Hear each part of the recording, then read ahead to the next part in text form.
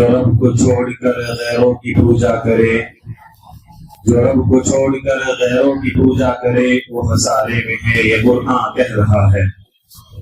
الحمدللہ یہ تھے موصوف جناب عبدالاحد، جو کہ اپنے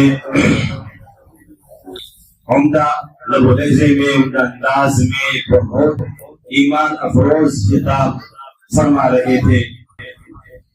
یہ بات ذہن میں بٹھا لیجئے کہ توحید کہ دنیا میں اصل کامیابی صرف ایک اللہ کی بندگی میں ہے۔ ہمیں چاہیے کہ ہم اپنی زندگیوں کو توحید کی روشنی سے منور کریں، نہ صرف زبان سے بلکہ عمل سے بھی اس بات کا ثبوت دیں۔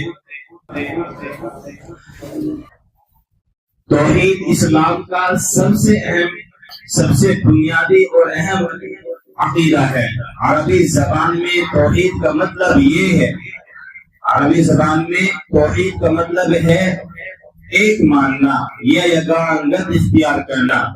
اسلامی اصطلاح میں توحید سے مراد یہ ہے کہ اللہ رب العزت کو ذات و صفات، افعال و اختیارات، عبادات و حاکمیت اور سب کاموں میں اکیلا مانا جائے، اس کا کوئی شریک نہ کیا جائے، اس کے ساتھ کسی کو شریک کرنا شرک ہے۔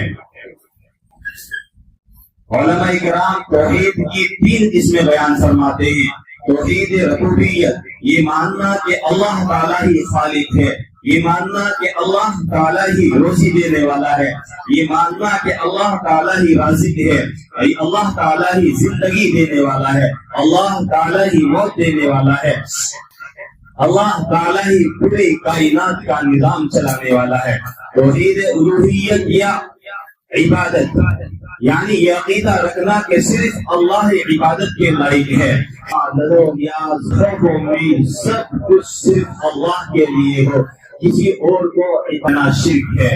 توحید اسماء و صفات، اللہ تعالیٰ کے تمام اسماء یعنی تمام نام اور صفات یعنی تمام خوبیوں کو اس کے لائق سمجھنا، اور جیسا قرآن و حدیث میں ہے ویسا ہی ماننا، نہ اس میں تبدیلی کرنا، نہ کسی کو ان صفات میں اللہ کا شریک ٹھہرانا۔ یہ ہے توحید۔ قرآن مجید میں اللہ تعالیٰ فرماتے ہیں قل هو اللہ احد اللہ الصمد، کہہ دو کہ اللہ ایک ہے، وہی عبادت کے لائق ہے۔